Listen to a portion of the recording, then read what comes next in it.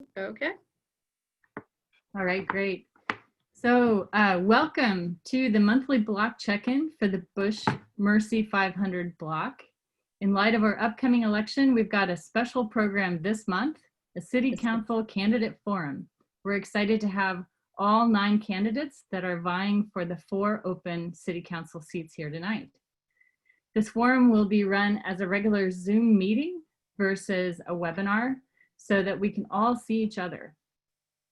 We ask that you mute yourselves when not speaking. Also note that we are recording tonight's session.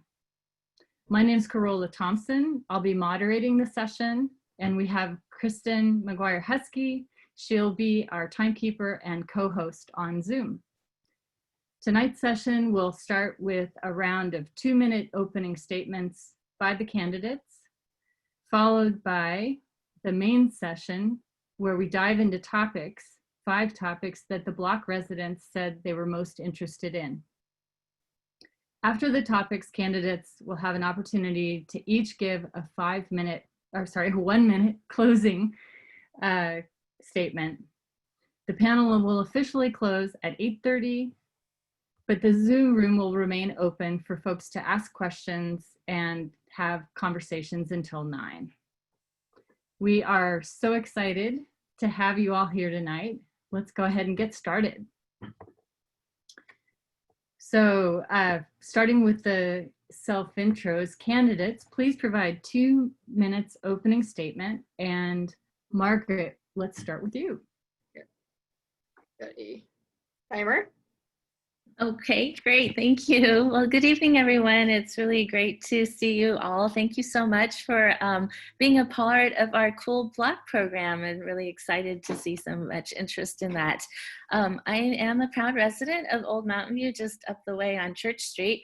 And my husband and I have been raising our 2 daughters here and took care of my parents in their twilight of their years. And as you probably know, I've had the honor of serving on the Mountain View City Council for 12 years and mayor this year. And this year, during this pandemic and nationwide civil unrest, I've worked really hard to successfully respond to our community's concerns and needs, and working together with my colleagues, staff, our public, private, and nonprofit partners, I led the city to establish the largest rent relief program in the county, a small business resiliency program, open safe parking lots for vehicle dwellers, enhanced food, hygiene, and safety assistance for the homeless and low-income families, brought COVID testing to Mountain View, opened Castro Streets, outdoor dining, which I know a lot of us are enjoying, and fostered community dialogue around diversity while working to ensure that we have equitable and an inclusive city in our service delivery models. We also recently received a state grant of $12 million Project Homekey grant to build a 100+ room transitional housing project to help the homeless. And with our safe parking program and this transitional housing project, we'll be able to help about 450 of the 575 homeless individuals in our city in a year. We now need to work together to rebuild our community. And as mayor in 2009, I led the city out of the Great Recession and helped develop Mountain View to be the great place it is by implementing innovative approaches to addressing housing, transportation, and climate change. And I hope to be able to do the same as we try to weather this storm, get through this pandemic and the recession, and rebuild our community. And I look forward to working with all of you to do that. Thank you. All right, thank you. John Lashley. Hi, thank you. Yeah, hey, everybody. My name is John Lashley. I'm a proud renter, data scientist, and activist in Mountain View. So first, happy Indigenous Peoples Day to all the attendees. I hope we can all reflect on the deeper meaning behind the holiday today. Next, thank you to the Bush Street Council for holding this forum. In Mountain View, we're fortunate to have this, as well as other associations of neighbors. Right now, during the pandemic, we need neighbor-to-neighbor solidarity, mutual aid, and support more than ever. The pandemic's created pressure on our abilities to work, pay our rents or mortgage, buy our groceries and medicine, and more. Now we have to be deliberative about how we protect our neighborhoods and neighbors during this difficult time. Yesterday, while I was doing phone outreach, I spoke with a voter, a mother. Her son had been arrested 7 times, mostly innocuous traffic violations. She spoke to me about the way she has to teach her children to hold their hands on the steering wheel when they drive, not to drive at night, not to drive with a hoodie on. And as you may have guessed, this Mountain View resident was a mother to a mixed Black and Latinx family. The fact is that Mountain View is a great place to live and work for me, for us, for so many people. And I'm running to keep it that way and improve it. But for many of our residents, Mountain View is not as welcoming, not as pluralistic or inclusive. And I'm also running to improve lives for those residents and make Mountain View really inclusive for everyone. These are very difficult times, but what we can be certain on is that we need bold progressive leaders. I'm running a progressive campaign on diversity, inclusion, fiscal discipline as well. And tonight, I hope to earn your support with my thoughtfulness and honesty. And thank you again for inviting me and allowing me to participate. Thanks, John. Sally, let's go with you next. Well, thank you so much. I really want to thank everyone for putting this forum together and for being part of the Cool Block. It's so critically important right now, and it's amazing that the Cool Block has proved so relevant to what we're going through in terms of COVID right now. I live in the neighborhood also, and I see folks on here who have homes that I'm really jealous of. So it's a really great neighborhood that we are a part of here. And we do have a good city, a very strong city, but I think that there are some improvements that can be made. Improvements in terms of policy, improvements in terms of the implementation of policy and outreach to the community. And I am really honored to be endorsed by the Mountain View Voice and the Sierra Club, Planned Parenthood, and some of the local labor unions that represent our essential workers. And as you might know, I served on council and as mayor before, and served as a county commissioner working on foster care, dependency care issues related to children, the county children's shelter, and then went up to Sacramento for 3 terms in the state assembly. And so in running for council again, I really bring with me experience that I feel is very relevant to doing this job. And in particular, I would like to see our city be more involved, even more involved regionally than it is, and really take up the leadership mantle on policy issues. So those are some of the reasons that I'm running. And again, thanks so much for having us here. Thanks, Sally. Jose, let's move on to you. Thanks, everyone. Good evening. Thank you for joining. Thank you for the invitation. I'm Jose Gutierrez Jr. I've been living in Mountain View for 20 years now. I'm a renter as well on Latham Street between 2 7-Elevens. My dad's from Texas, Laredo, Texas, raised in Corpus. My mom's from Monterrey, Mexico, and I was born in San Diego, California. So making a long story short, I've been here in the Bay Area for a long time, since '85 in Gilroy. That's where I went to high school. But I'm the first generation high school graduate, first generation college graduate. Went to Santa Clara University, graduated, and I took a class with Leon Panetta at that time. The one thing I learned from Leon was pretty much, if you want to make change, you've got to be able to work with everyone, regardless where they come from or what party they belong to. So that consensus building approach has stayed with me since then. And as a member of the Mountain View Wisdom School Board of Trustees, that's the type of mentality I've brought, along with the ideas that partnerships are key to success.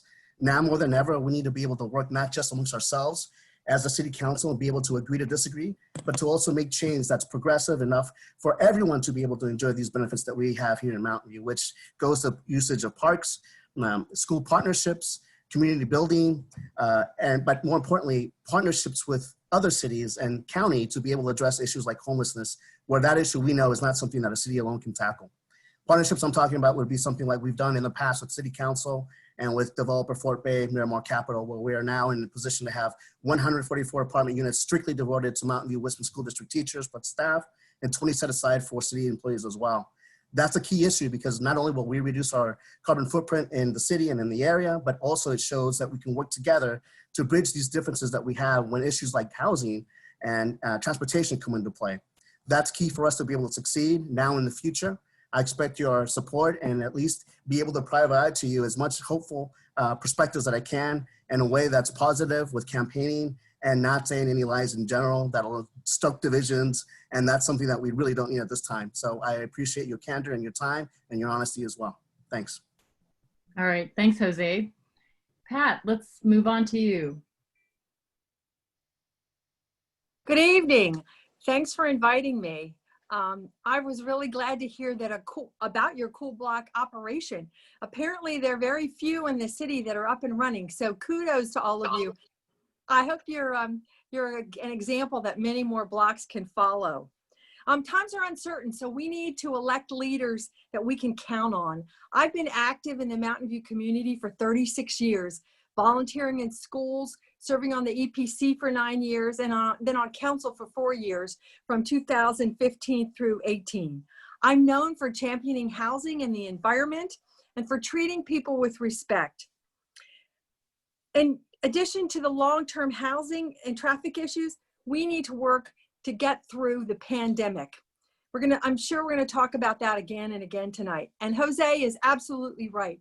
Partnerships are key. We need to partner with our local businesses. We need to partner with other communities. We need to partner with the county, and we need to partner with the state and federal government whenever we possibly can. By profession, I'm a civil engineer, and I've specialized in water resources management.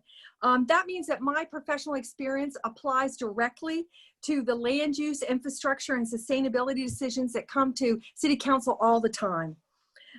Through my government service, I've learned how to, both as an elected official and as a government worker, I've learned how to get things accomplished. Since leaving council, I've continued to advocate for affordable housing in the environment. I serve on the board of Alta Housing and also on the San Francisco Bay Conservation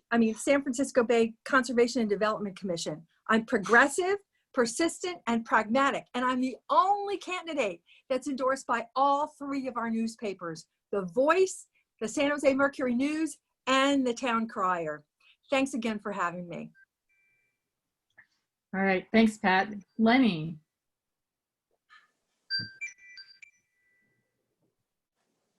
Good evening. Our neighborhood has been kind of like the eye of a hurricane during the pandemic. My wife and I walk down our streets. We've been down Mercy, we've been down Bush. We smell the roses. We say hi to the cats in the windows or in the streets. Sometimes I even see Sally and her husband walking around. And we're doing pretty well here considering the state of the world and the state of the nation. But there are other people in our community, people who work in our restaurants, in our schools, people who mow our lawns, who are having a harder time. And so what the pandemic has brought out is the inequities in our society. We are living amongst perhaps the greatest concentration of wealth in human history, but people with jobs are living in vehicles. So we've got a choice in this election. Yeah, most of us agree about climate change. Most of us want to keep the minimum wage above $16 an hour. Most of us really appreciate the work that our fire department has done to prevent fires. But there are housing justice issues that divide us. And I think that's where people should be making their decision. Again, we agree on a lot, but we disagree on whether there's a need to throw out people because they can't afford the rent and are living in vehicles. We disagree about whether rent control should be extended to mobile homes. We disagree about tearing down buildings like on Rock Street where people are living in naturally affordable rent-controlled apartments. So again, yeah, we're all very civil in Mountain View and we agree on a lot, but the election should be decided on housing justice. And you'll find out tonight who are the people who really believe in that. Thank you. Thanks, Lenny. Alex, you're up next. All right, well, hi, everyone. Thank you so much for being here. Thank you so much for the opportunity. As you can see, my name is Alex. I'm running for the Mountain View City Council this year because I fundamentally believe that we need a government, that our people, our residents need a government that continually fights for the well-being of all residents above any other interests.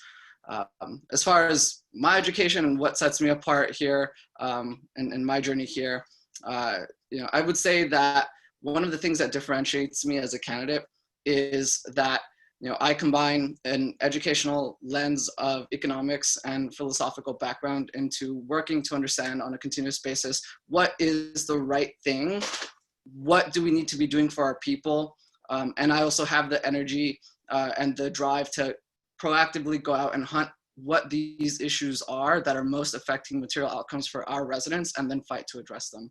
I've been living here in Mountain View for about like 6 years now, but I've been hitting the ground running all that time in fighting for our community. In 2015, I worked to make sure that we had renter protections in our city through the passage of Measure B. In 2018, I helped co-lead the campaign for the Yes on Measure P business tax to secure our funding for innovative transit solutions in the future.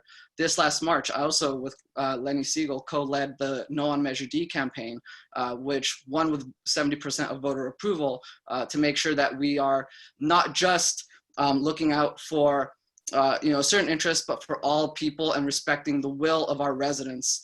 I would love to earn your vote. I'm very much excited to get into the weeds with you guys on the issues, and thank you for having us. All right, thanks, Alex. Lisa, let's go with you next. Great, thank you. I'm happy to be here, and it is nice to see you all. This is kind of fun. We usually don't get to see the audience, so I'm really enjoying this. I am running for re-election to the City Council. It's really been an honor these past 4 years to be on the council, and while we have accomplished a lot, there is still a lot of work to be done. We've rezoned quite a bit of property to accommodate housing. We've increased the requirements for affordable housing. We adopted a 3-year, very aggressive sustainability action plan to dramatically reduce our carbon emissions. And we've kept the city in great financial shape. We're in a very enviable position, I would say, versus other cities in the area, given the city's finances. But the next 4 years are starting with this huge challenge called the pandemic. And it is going to take time and effort to recover from this. And I'm really proud of what the city has done so far.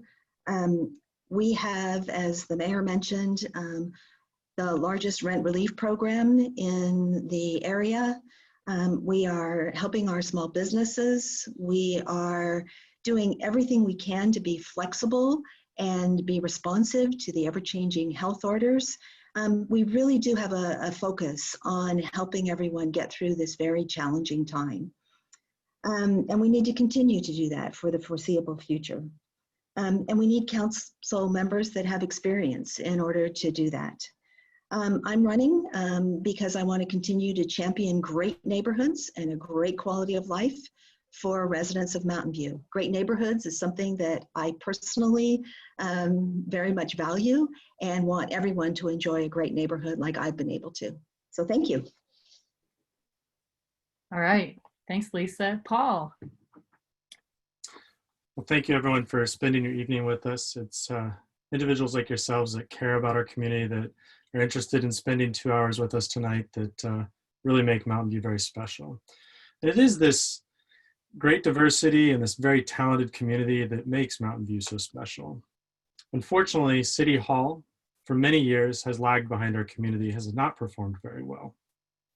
And so that's the real contrast that drives me to run for this race, is I see a City Hall that takes 4.5 years to respond to RVs on our streets. So they've been in discussions for 4.5 years, and what do they come up with at the end of 4.5 years? They come up with 30 safe parking spots for over 600 unsuitably housed individuals in our community. So this is you'll see this over and over again tonight on many issues. Too often the city moves too slowly and does too little to respond to issues in our community. And so while experience is great, and it's certainly needed during these times, individuals who have performed very poorly is not the type of experience you want to re-elect. And so why am I concerned about this? Why am I in a position to judge the city's performance? Well, as a student at Purdue University, I was elected to the City Council in West Lafayette, Indiana. I served there and I saw firsthand a city very similar in demographics, size, and scope to Mountain View, and how that city performed much faster, listened to citizens better, got more citizen input, and just produced better results. And I think our community is too special and too important to have a low-performing city hall and a low-performing council. And so that's why I'm look forward to tonight debating a host of issues with you, and that's what drives me to run for the race, and look forward to a good conversation tonight. And if you have any questions after tonight, we'd love to hear from you. Thank you. All right. Thanks, Paul, and thanks everyone for these great intros. So let's get started on the topics. I mentioned that the topics were selected by the block residents. These are the things that are top of mind for all of us. We have 5 topics tonight.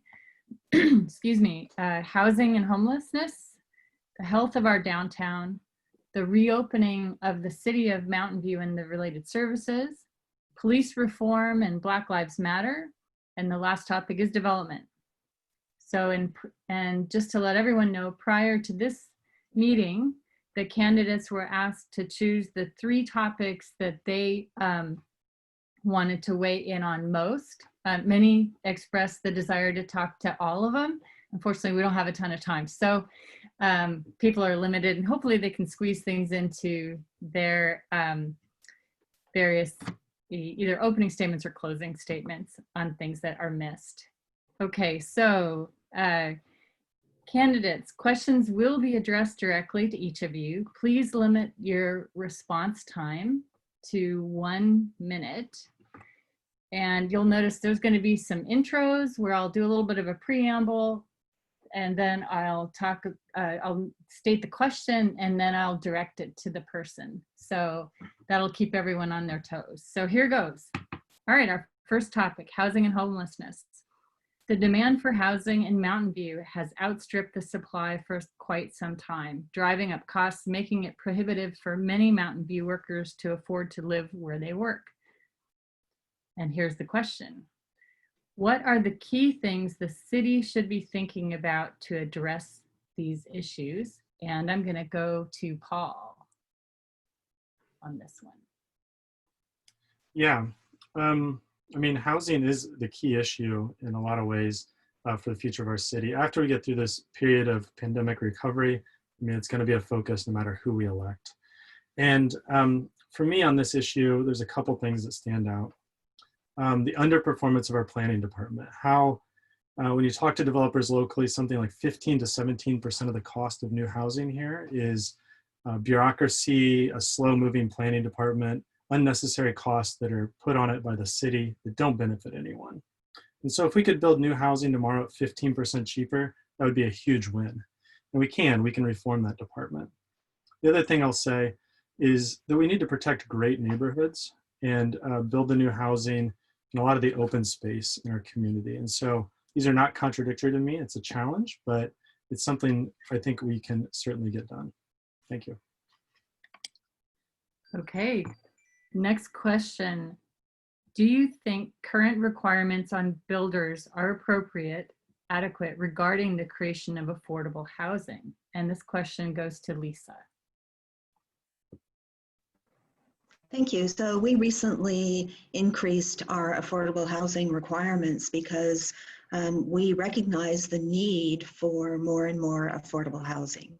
So we went from 10% to 15% for all new developments for both rental as well as ownership housing.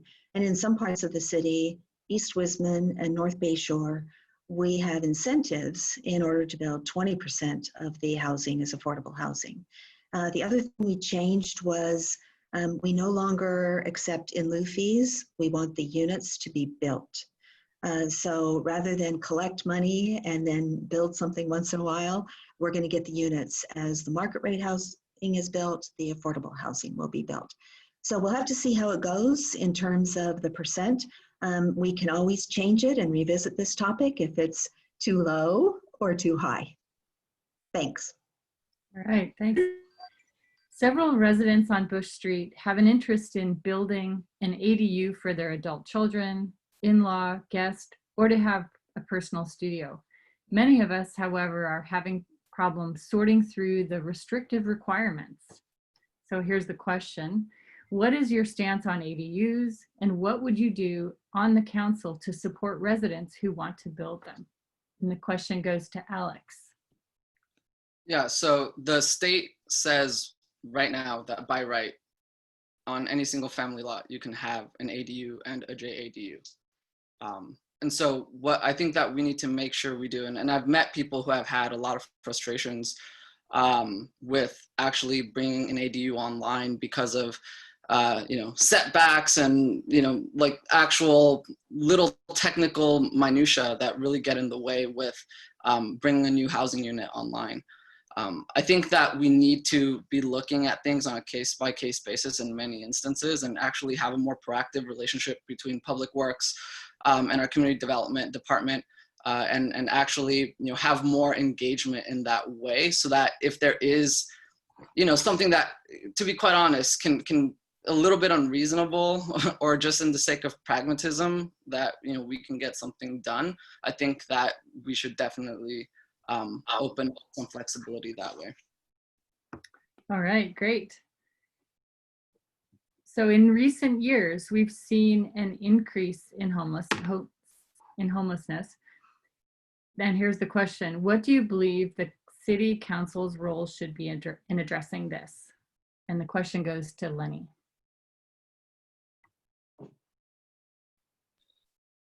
So I proposed safe parking, that is off-street parking for vehicle residents, way back in 2015, 2016. And I believe that it's in the interests of the people living in vehicles and the interests of people living in permanent housing to create those programs. But those programs have to be designed to be desirable for people. They should be able to have the vehicles that they use to drive to work near their motor homes. They should be allowed to have some form of electricity, so when it's hot outside, they can run their fans. We should provide showers and many more places. Now, I think Paul's underestimating. I think we have about 70 spaces for people in oversized vehicles in our safe parking. We should be able to provide that for everybody, either on city land or on private land. You can judge a city by the way it treats its most unfortunate residents. Thank you. All right. We've also seen an increase in people parking RVs and living on city streets. Other cities have banned this practice, leaving Mountain View as one of the few that follow or that allow this. So the question is, where do you stand on RV parking on Mountain View streets? And the question goes to Pat.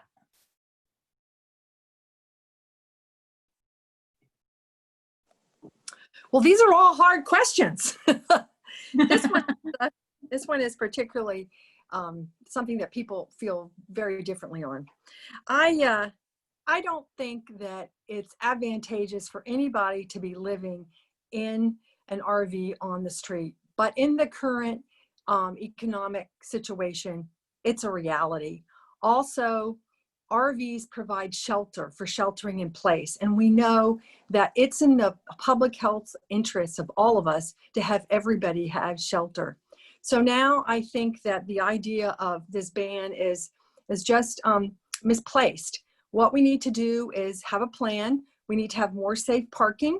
And in the safe parking lots, people get access to caseworkers, and hopefully those caseworkers can help them get stable housing. So that's what we need to do. We need to have more safe parking and work these people through the program and get them into housing. All right. Next question. Do you think that RV regulations should be changed in the city? And this goes to John Lashley. Thank you. So I don't support Measure C, if that's what we're talking about. So I believe that Measure C and the quote unquote RV ban or narrow streets parking ordinance was a incorrect decision, and we moved too quickly while making the decision on a couple of fronts. We did not have an alternative and do not yet have an alternative for the people who would be displaced by this. We did not know all the streets to which this ordinance would apply. And there is quite a hefty implementation basic signage that would go along with that. My approach is to take that money that would be in the implementation of the RV ban and to build a safe parking program until it can serve to get our our homeless RV residents, vehicle dwelling residents off of the street to transit or transitionary housing. And that's why I'm not for C and organized to collect votes to join it. All right, thank you. And next question. Do you think that the Mountain View Safe Park program has been successful? Why or why not? Does it need to be changed? And this question goes to Margaret. Thank you. Yes, I've been hearing good news about our program from our operators and those who are using our safe parking program. And you know, I wanted to talk a little bit about Measure C as well, and I support it. It's a restriction of the oversized vehicles on narrow streets, so it's not a complete ban.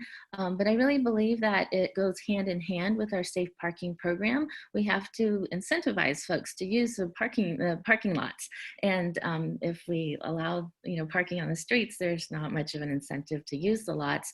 As Pat mentioned, we have caseworkers. We're transitioning folks into more stable housing. I just don't believe living in a vehicle is a permanent housing solution. But in addition to that, I wanted to talk about Project Home Key. That's a modular transitional housing project, and it's going to help about 300 folks in a year. So with about 600 homeless folks, in 2 years' time, we should be able to help most of them along with our safe parking program. So we do have a solution and a plan. Great, thank you.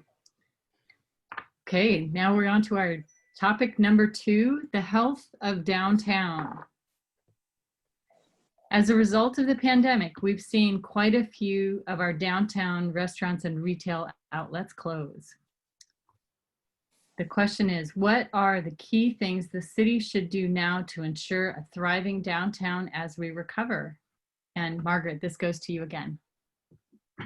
Thank you. So recently we had a consultant we hired to go and talk with our downtown businesses about what their needs were. And the result of that was an action plan, a small business assistance action plan that the council passed, I believe it was 2 weeks ago at our council meeting. And it's interesting that they did a shoppers survey as well. And the highest needs was about how to get more customers to downtown, helping with them going online, marketing and advertising. And so those are the plans, the short-term plans. I think longer term, we have some really old regulations on the books that I think are outdated, and we need to take a look at that. I've been actually wanting to do that for quite a while now. We've been busy with other issues, but this is the time to really help our businesses. The Small Business Resiliency Program that I helped start as part of that. And at the end of the day, it's important, and I go downtown and talk to the owners to see what they need and try to respond to that. Thanks. Okay, thank you. A number of articles have been published about the hurdles the city puts up or delay that's created when downtown businesses turn over, leading to empty storefronts for months or even losing prospective commercial tenants. Do you see this as a problem? And if so, what should be done to address it? And this goes to Jose. I also wanted to ask you, Carola, did you want me to, did you have a question for me on the last subject matter or not? Because I didn't get one on that front. That's no, why. so I think you had opted not to on that topic. So not everyone gets to be on it. That was one of our fullest topics, but not everyone. Yep. Got it. Okay. All right. So let's answer the question. So I think at this point in time, yeah, we've got to look into that because number one, there's pros and cons to everything. But in terms of being able to help businesses out, especially during a pandemic, you've got to be able to think outside the box, right? And think with urgency and responsiveness. So to do that, let's reassess what's not working right now. And I agree with Margaret. There's a lot of paper procedures that should be reanalyzed so that we can take advantage of this moment to make things easier to attract businesses to downtown Mountain View and Mountain View as a whole. One of the ideas I had was to be able to lure small businesses to downtown by waiving the parking fee, 100,000 plus that they're assessed. I believe that money can go straight to salaries or benefits and straight to the business itself. If we can reassess right now what's not working in city in the city department for processing permits. Let's do that. If we need to reduce the amount of pages that need to be filled out, let's do that. But let's first do the study, a quick one, to figure out what's the holdup on that front, right? Because I don't know. I don't know if it's because the amount of permits that are coming in or if it's just an issue of paperwork. Thank you. So pre-pandemic, parking in downtown was very difficult. It's gotten a little easier, resulting in frustrated downtown patrons. So here's the question. Do you think that the current and planned parking in downtown Mountain View is adequate to support the current and future businesses? Said another way, does a lack of parking constrain the success of downtown businesses, particularly non-restaurant business? And what should be done to address this? And this question goes to Pat. Okay, yes. Do I think the parking downtown is adequate? Well, it certainly is for the middle of the night. It's not, I think that if you were to test it on Friday at noon or Friday dinner, the answer would be a resounding no. We looked into a number of things that could be done to help this, like we have valet parking, and we instituted a program with vouchers for Uber, or we started that. And we need to improve bicycle access. But I think that long term, what we need to do is encourage people to get there on their own feet or on bikes. And I'm really interested in figuring out how to encourage people. Anybody who doesn't have a bike, we should help them get one. And we need to make sure there's plenty of bike parking. And we also need to encourage the use of e-bikes. And then we need to have places downtown for people to park those bikes. So those are some of my ideas. All right, thank you. When parking downtown is unavailable, there is bleed into nearby neighborhoods, making it difficult for residents to find parking. And the question is, how should the city determine when this lack of parking in downtown becomes a problem for the adjacent residential neighborhoods? What do you view as acceptable or just part of being near downtown? And the question goes to Lenny.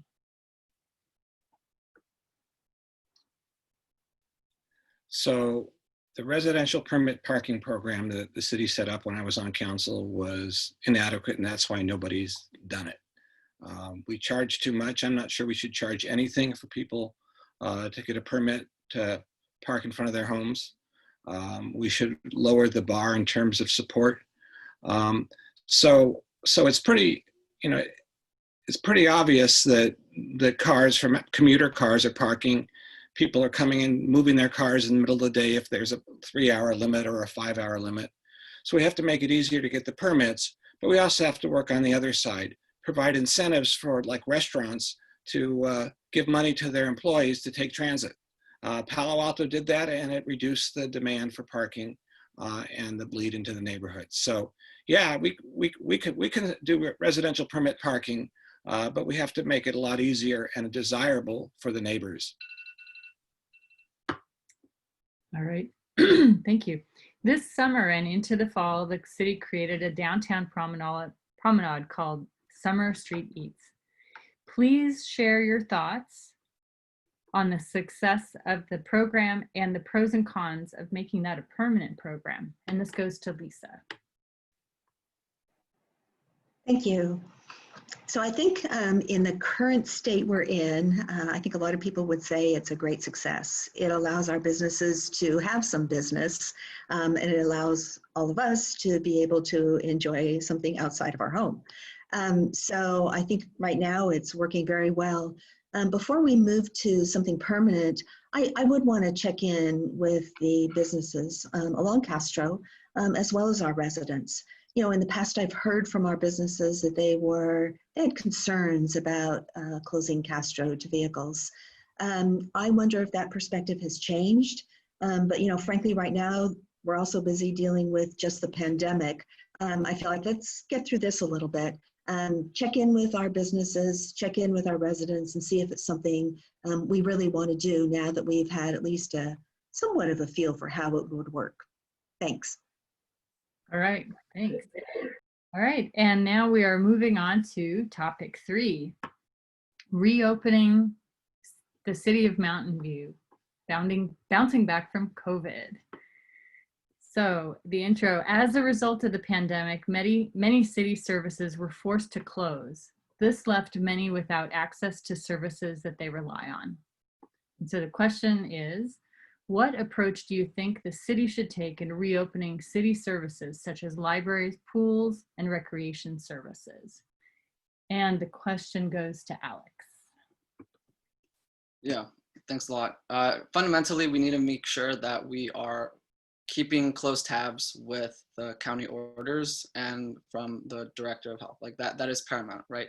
But I do believe that, one of the things, in fact, that I was just remarking at is, it really feels like we've learned how to adapt relatively quickly.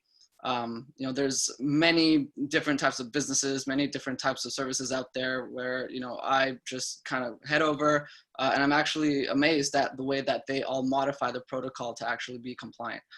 So I think that we can definitely, start to open up. I think we need to make sure that we're doing it with strict protocol in place, as well as with oversight of that protocol, so that we aren't doing it in a unresponsible manner. But I think that, people are yearning for a connection, and I think that we're learning how to do it safely. And I think that, it's time to start considering how to do this. Okay, and the same question to Jose. Do you need me to repeat it or do you got it? Go for it.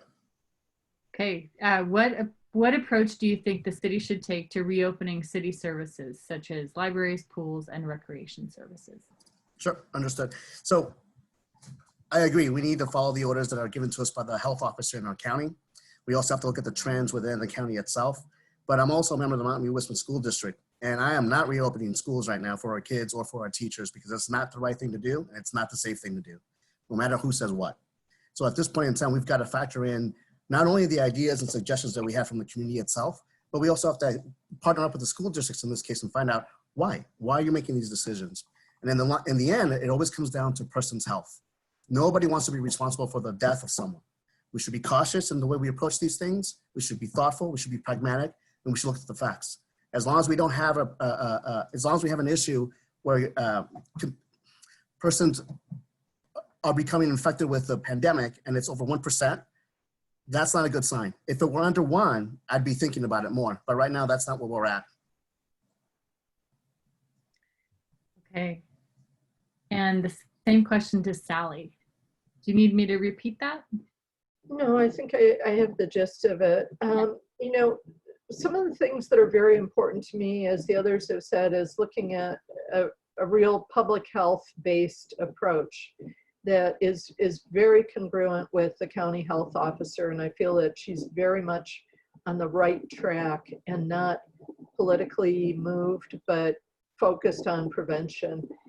And it seems clear to me that we're going to have a couple years of this where we have to be cautious, and we're going to have to shift the way that we do things.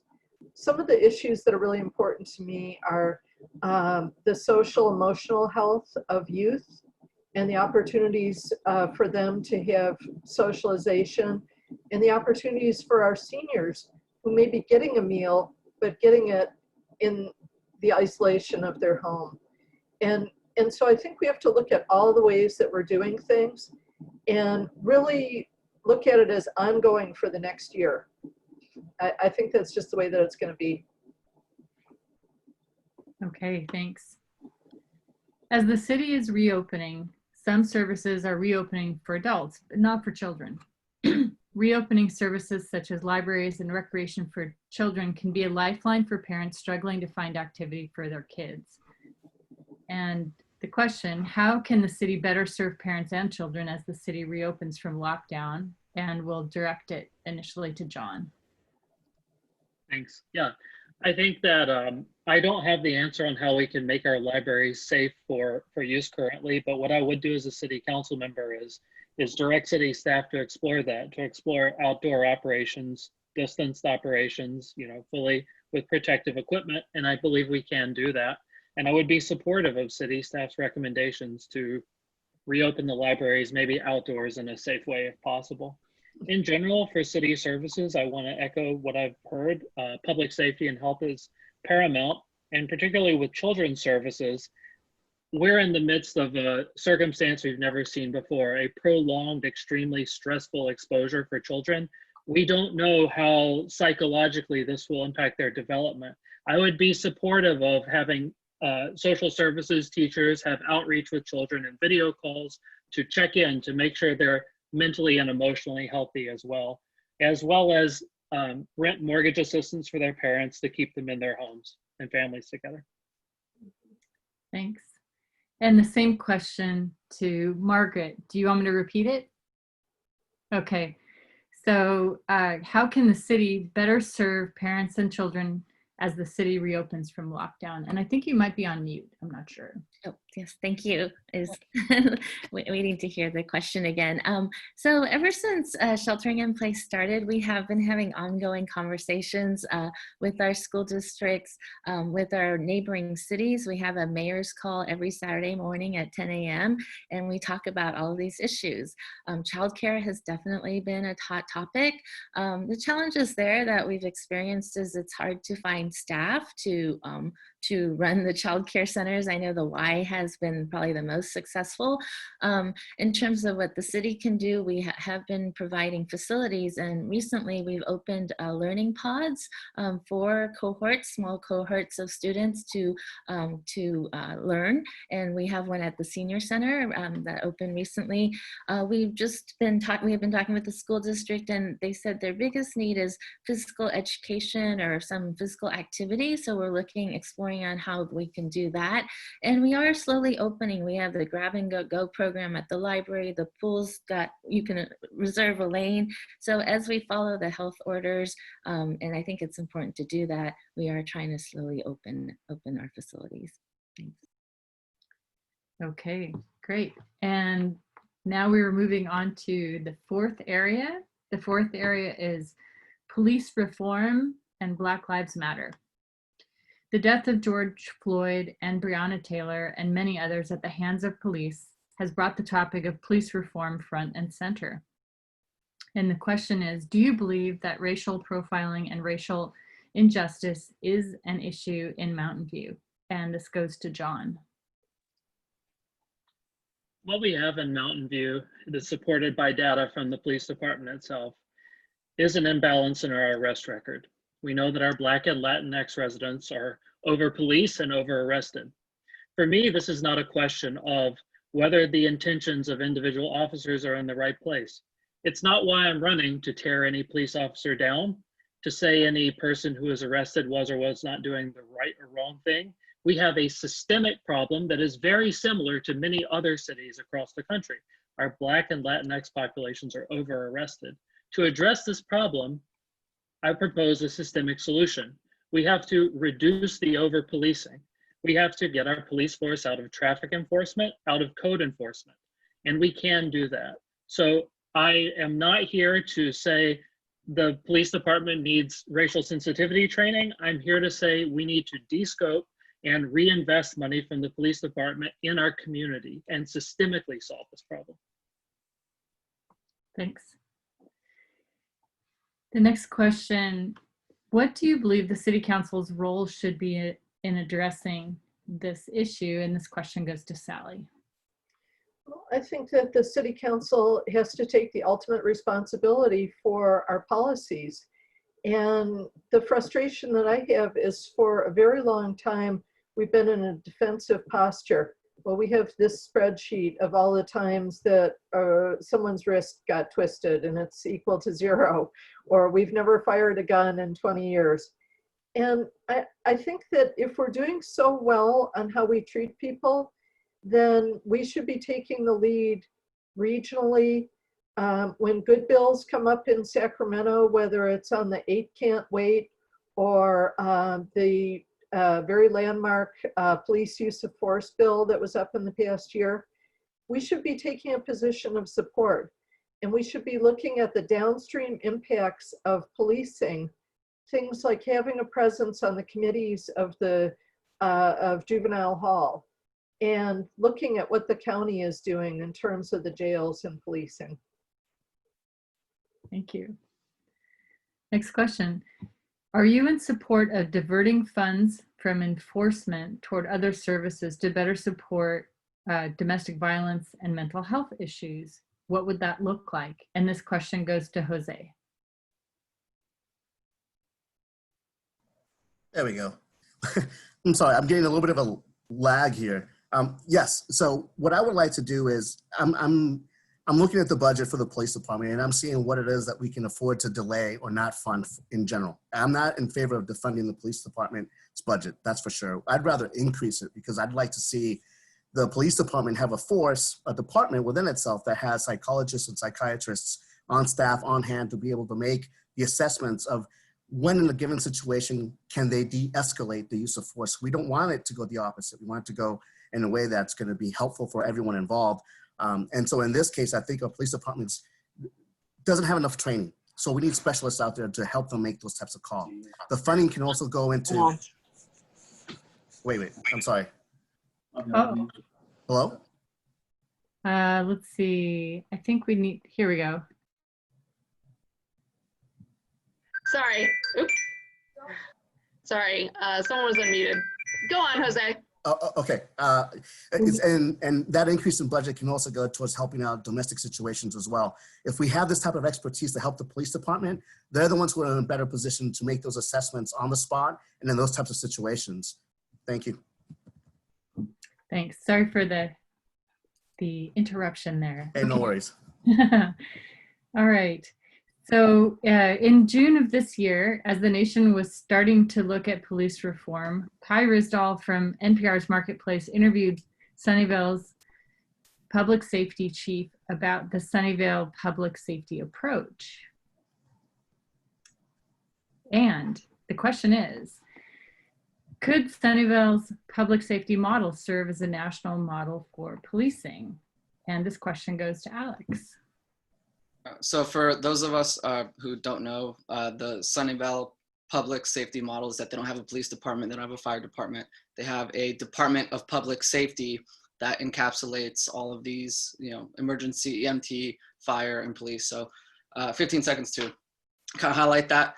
To be honest, I think that, there are some, number one, efficiencies that you can gain from organizationally bringing those departments together in terms of better service to people, and also I think that there are a lot of kind of rub-off effects that you might be able to get from, for example, people generally look at firefighters as, there to help and caring and, don't have the same kind of, association that police officers do. And so there is some positive overlap there. But I think the point is not how you organize the policing. It really is that American policing for the last 40, 50 years has explicitly, been unfavorable to minority people. And that's the systemic root that we have to address, not the organizational makeup. All right, thanks. And a related question, would Sunnyvale's public safety model address the policing issues in Mountain View? And this goes to Paul. Thank you. I'm an advocate for the city of Mountain View to start to look at what we could do similar to Sunnyvale. It's not a quick remedy.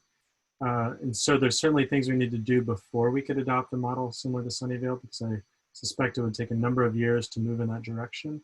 But yes, I think it is a good model and there's a lot that could be done there. And, when this issue came up in our community this summer and this spring, a lot of the response from the current city council was very disappointing. It was something to the extent of, hey, we've been working on the budget for 7 months. Sorry, this is no time for public input at this point. We can't change anything. Everything's locked in stone at this point. And that's very disappointing because things change.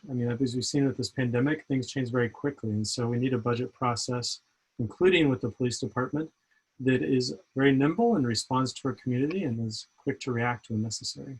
Thank you. All right, thanks. All right, and now we're moving on to topic 5. Topic 5 is about development in Mountain View. Mountain View in many ways has been a model for redevelopment resulting in a very inviting downtown. But in recent years, commercial tenants have taken over ground floor spaces for cafeterias that were originally intended for retail, making the street less desirable. So the question is, what role should the city play in designating use of commercial spaces? And Paul, this goes back to you. Yeah, it is disappointing to see a beautiful retail space used for something other than that. You know, so I think we do need to play an active role in encouraging and working with landlords, developers, new businesses to make sure that we have Elena, retail you need to eat your food. And you know, this is very Sorry. important that, you know, there's not empty blocks between retail, because it often makes it hard for individuals to walk down Main Street or walk down major streets and see the new businesses or see other businesses they were not previously aware of. And so this is an important issue. I think we need to attack it at a bunch of levels by working with landlords, the businesses that are coming in, with community groups. And so, you know, unfortunately, one of the worst groups that's done this is the new City Hall that was built not too long ago. Is a huge retail blockade in its block. And so maybe there's some stuff we can do to improve that flow as well. All right. Next question. Where do you believe the priorities should lie for the further development of Mountain View? And this goes to Lisa. Thank you. So several years ago, we did an update of our general plan, and we had substantial community input on that to identify the change areas where folks thought it was okay to see growth or change. And we've done now the precise plans for several of those areas. And we have one left, which is Moffett Boulevard. And the place where I see the most growth based upon, and the most change based upon that input, is East Wisman and North Bayshore. And frankly, we'll probably see East Wisman change first, because the economics work better there than they do in North Bayshore. The cost of land is lower, there's infrastructure to support more residential, and Google has submitted a master plan for the East Wisman area, and they will start with residential. That went really fast. Thank you. I could say a lot more on that one. All right, thanks. Let's see, next question. Which development projects are you in support of and why? And this goes to Lenny. Well, you know, I too support East Wisman and North Bayshore. I'm disappointed. You know, we passed the North Bayshore Precise Plan update in December of 2017, and no housing has been built there. As Pat Showalter says, you can't sleep in a plan. So the city ought to get back in gear to make sure that housing is built in North Bayshore. I don't think the economics are bad at all, because Google can afford it. I want to see more development of housing downtown and expand downtown to Moffett Boulevard. And I don't understand why we've delayed the development of housing around Terabella. The market and social need both indicated that that was the place to build. Mountain View has the opportunity to not only build housing, to build new neighborhoods complete with parks, schools, habitat, trails, retail, and jobs. I think I've left out a few things, but the idea is to have complete neighborhoods in areas that were previously commercial. That's a model for not only for Mountain View, but for the rest of the region. Thanks. With all the construction in Mountain View, there's a lot of damage to our infrastructure, including big trucks driving on our streets. So the question is, who will pay for the road damage? Would you support a tax on new construction to the specific homeowners that are building these new houses or condos or whatever for road repair on the residential streets those trucks are using? And the question goes to Pat.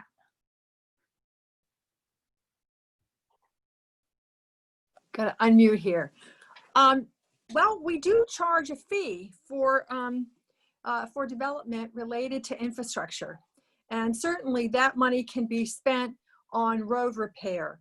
We have a very aggressive road repair and resurfacing program on our residential streets, but we don't have control over what happens on El Camino or Central Expressway or 237 or 85. Those are other jurisdictions, the state and the county. So yeah, we do need to pay attention to that and put that money that we get in fees to good work. I would also like to say that the general plan was developed when we were in a slump, and then we had a boom, and we kind of outgrew it very, very quickly, which was surprising and kind of unfortunate. But it means that much that was in the general plan got outdated real quickly. Thank you. Okay, and this is a repeat of an earlier question. Where do you believe the priorities should lie for future development in Mountain View? And this goes to Sally. Thanks. Well, a big priority for me is redevelopment of El Camino. I think we're all aware of the commercial spaces there that have gotten very run down, the closed massage parlors and et cetera that aren't really emblematic of who we are as a community, and yet they're right there at our gateway. And I too want to see, as Lisa mentioned, an approach that would be aesthetic for Moffett Boulevard and having that stitched together with Castro Street to have continuity of our downtown. So those are two of the things that are a very high priority for me. I am in favor of the housing development that's happened on El Camino, and in particular of the supportive housing and the housing for people with disabilities that has come in. And some projects like the San Antonio Center have really left me cold. I don't understand why anyone would go there if they didn't need to. All right, thank you. All right, so this concludes the topic panel.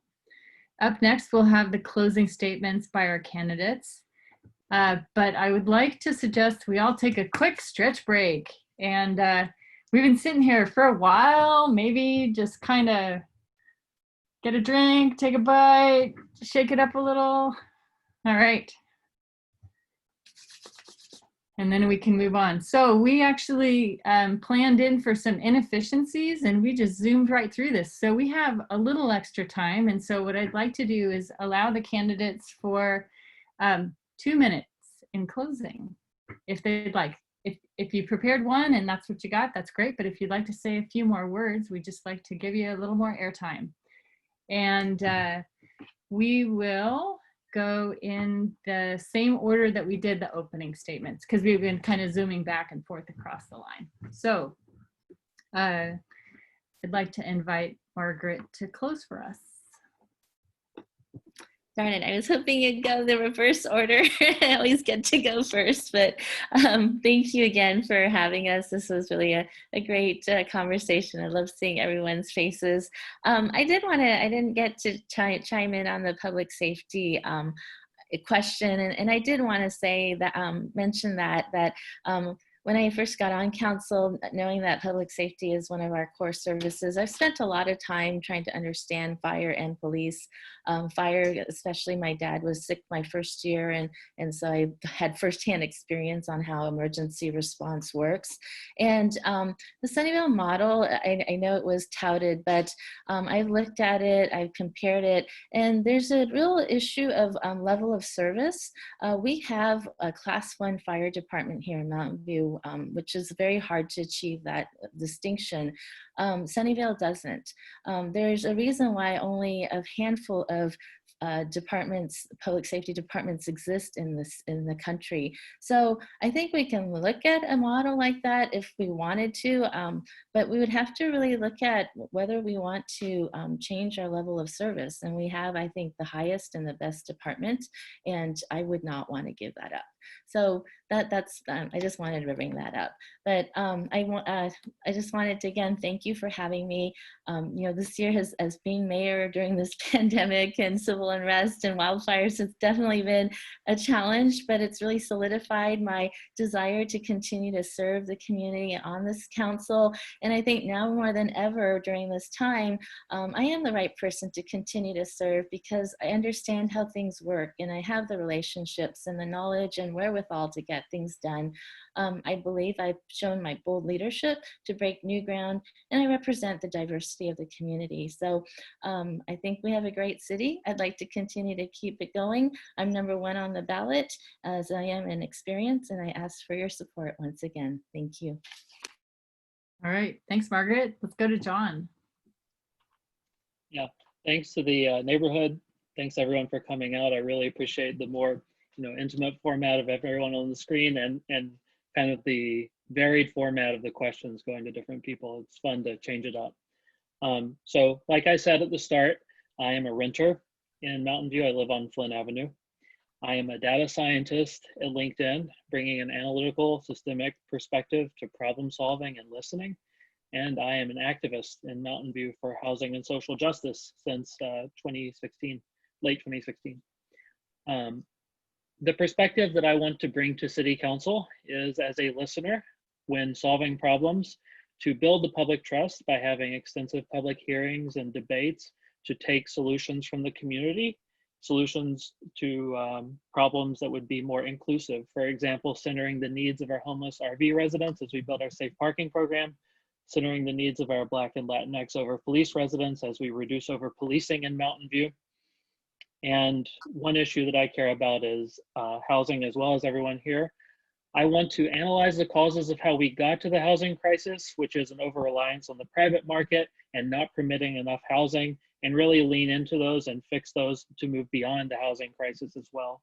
What I bring to this race and what I hope to bring to City Council is a bold, progressive vision. The Mountain View Voice referred to me as a progressive approach to governance. And I really want to keep Mountain View great for people, young, high income, tech workers, whatever, and also to improve it for the residents of Mountain View, improve our quality of life. And like I said, make Mountain View a great place for all of our residents. So thanks for inviting me here tonight, and I hope I earned your support. Thank you.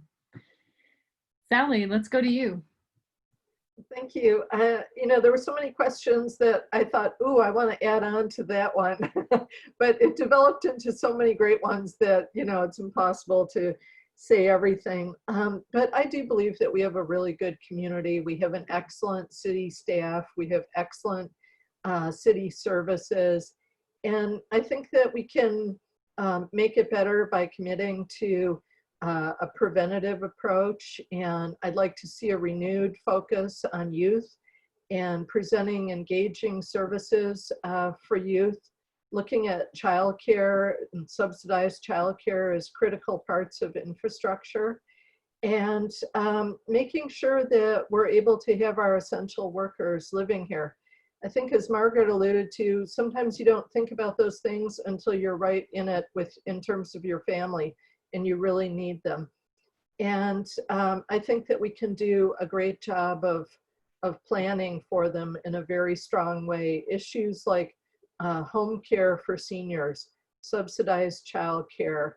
I'd like to see more spaces for youth in the downtown, have more maker spaces for youth, and movement activities. Traditionally, Mountain View hasn't let folks hold fitness classes in the parks. Well, I think it's time that we, break open that egg a little bit and look at the connections that we could have going with private businesses, with our school district, with our hospital district, with the county, and more. And really look at delivering a benefit. And we're going to have to do it for the same or less money, is just kind of a reality going forward. And I think that we can definitely meet that challenge here in Mountain View. And I'm going to put my email address in chat. I hope that you'll stay in touch and maybe fire me a couple of those good questions if you were quick on the draw and wrote them down or something like that. But let's make this the beginning and not the end. Thanks. All right. Thanks, Sally. Jose, on to you. Okay, so for those of you who are interested, my daughter is now having her dinner. I'm so sorry about that. But so as you can tell, I'm a parent of two amazing daughters. One's a sophomore at Los Altos High, and one is a 7th grader at Graham, who is strong-willed and a great kid. But having said that, the value of public education for me is high. And having been part of a dysfunctional board and now a board that's functional and obsessed with getting positive results for not only our students and teachers, taking into effect and into consideration COVID-19 and how that affects both faculty, staff, our students, and our community as a whole. We have to look at city council issues in that same regard. We've got to look at the greater picture, and we've got to work with one another to build consensus, to look at our difference of opinions as a starting point for making the conversation progress into something that we can then have a solution towards an issue that we're facing no matter where we're at. I believe for my neck of the woods, there's hardly any representation on Latham Street. I'm an apartment renter. I'd love to be able to voice concerns for our community on Latham Street, California, Castro City, and Raceway Park. It'd be great to not only have a different type of voice and perspective on city council, but also experience. These 5 years have taught me to work with different agencies and perspectives from the community and outside of it as well. These partnerships are key for governance because we've got a lot of issues that spill over into both governing boards. One of the issues I'd like to champion is to have more satellite library branches in the new communities that are coming online, because I believe that would also reduce our carbon footprint. To have that type of outreach in these new communities that are coming on board would show that the city's interest in having education be important in that area is not only a factual statement, but a reality. So when we look at those issues in terms of problem solving, consensus building, being able to think outside the box and help one another out from a holistic approach, I hope you would vote my way, because that's what I'm about. I'm number 4 on the ballot, and I appreciate your help and support. Thank you. Thanks, Jose. Pat, you're up next. Thank you. This has been a very interesting forum. They're all a little different, and I liked having so many different questions instead of everybody answering the same one. That was very creative. You must have gone to quite a bit of effort to do that. I have a reputation for listening, and I think that's very important as we move forward. It's important to listen to residents, and it's important to listen to your fellow council members so you can come to a consensus and you can take action, because we're going to need to take a lot of action to get our community out of the COVID-19 crisis. I want to get the housing built in the North Bay Shore. We've put some artificial barriers in there by requiring that they get through the gateway process first, planning process first, and we need to stop that. We also need to keep building in the East Westman. It's really exciting to see how that's going. We need to work with regional agencies to protect Mountain View from sea level rise. That's something, that interest in planning for other emergencies is something that's really dear to me as a civil engineer. We live in earthquake country. We need to make sure that our soft story buildings are protected, and we need to protect from sea level rise. We have a plan, and it's being updated, and we need to carry it out. We also need to acknowledge the income inequities. We've talked about that with respect to racial justice, and recently I've been working on BCDC on environmental justice principles, and I think that there's a lot to apply here. We need to maintain confidence in our city services. We talked about city services like libraries and parks and recreation, but we also have important ones, roads, water, waste disposal, all sorts of things that the city does that we all rely on. I'm persistent, pragmatic, and progressive, and I ask for your vote. Thank you very much. Thanks, Pat. Lenny, you're up next. Thank you. I think I unmuted. Can you hear me? Yep. Okay.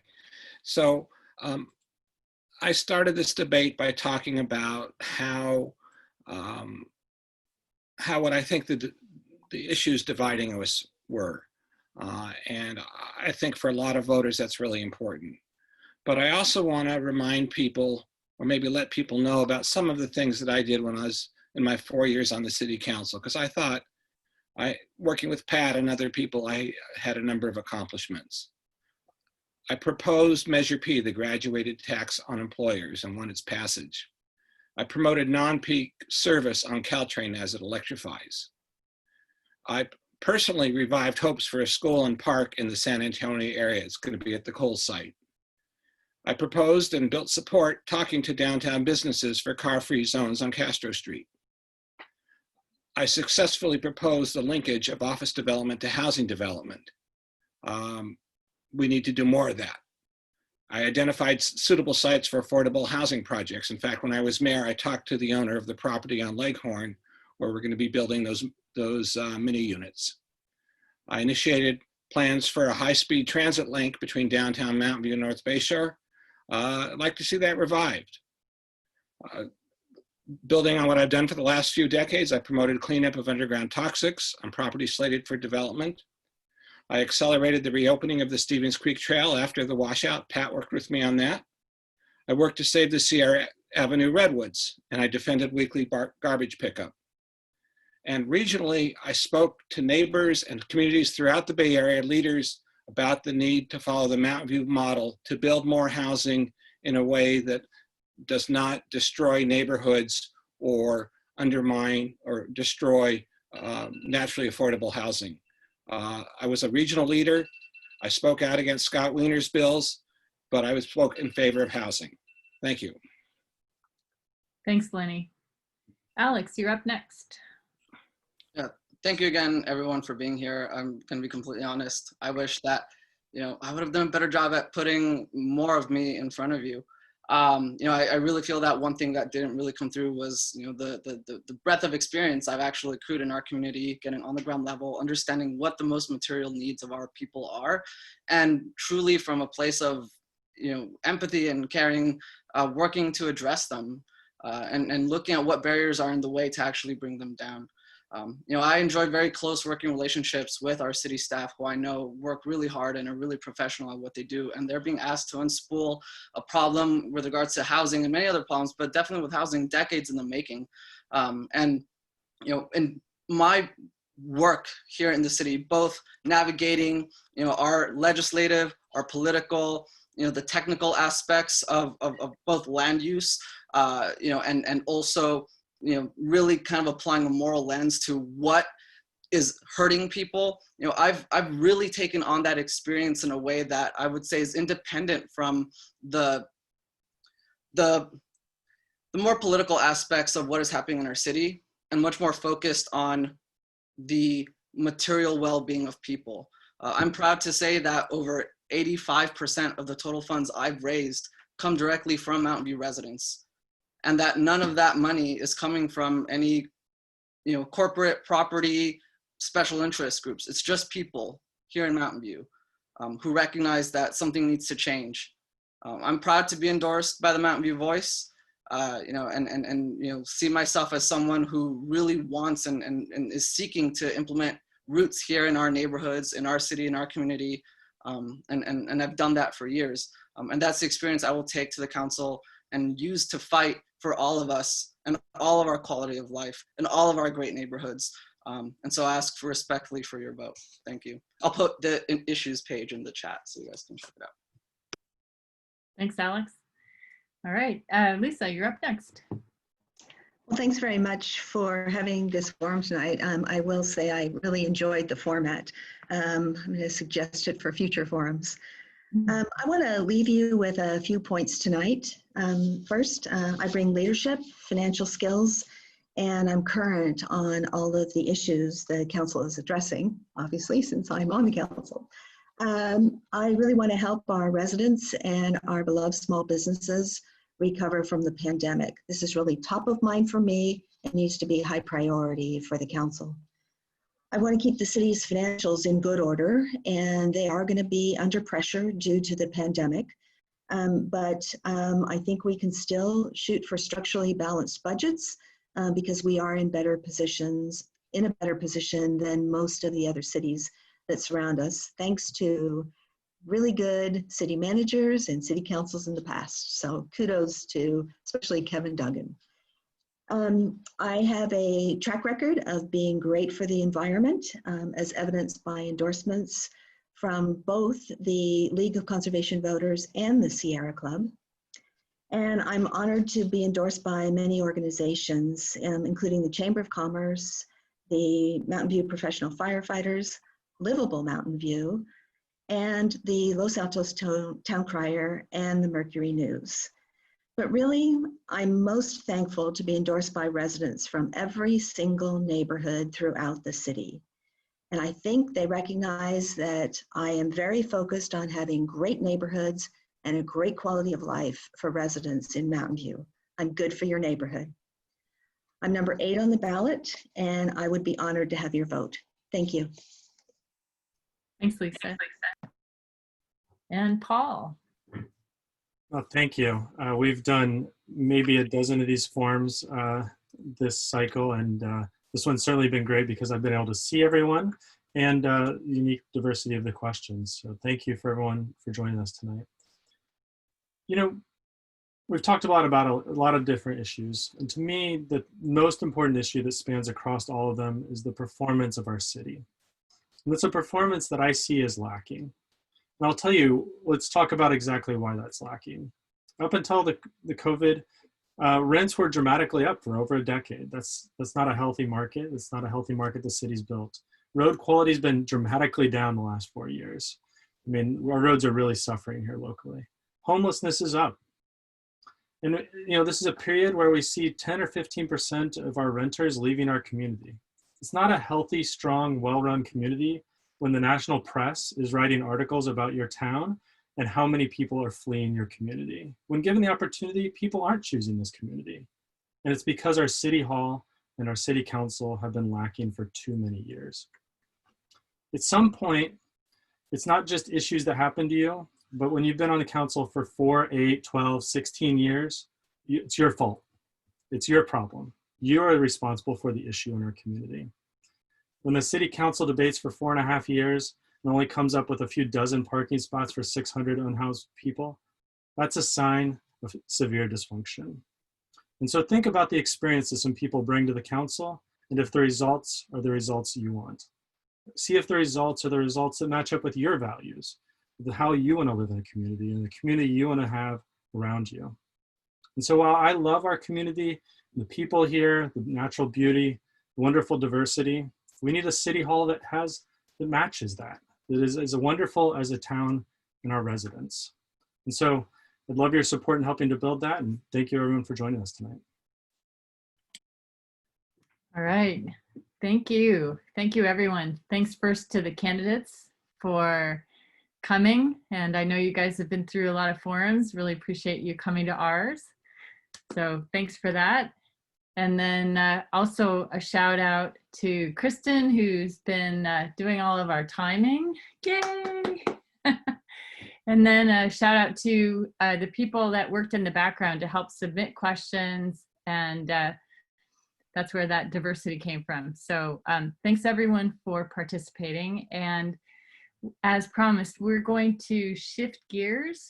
What we're gonna do is stop the recording and then shift into a much more casual mode.